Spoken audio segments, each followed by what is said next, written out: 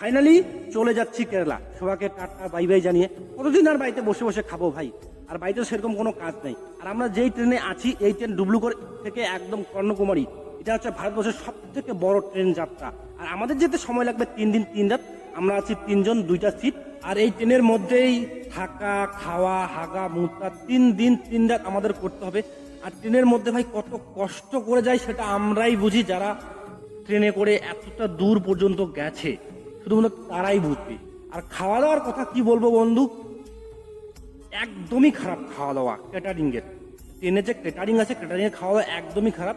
তাই আমরা বাইরের থেকে খাবারটা নিয়েছি, আন্ডা কারি। খুবই সুন্দর খাওয়া দাওয়া বাইরের।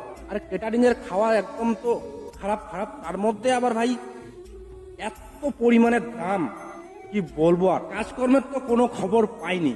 এখন দেখা যাক এরা গিয়ে পৌঁছাই, তারপর কাজকর্মের খোঁজ নিতে হবে।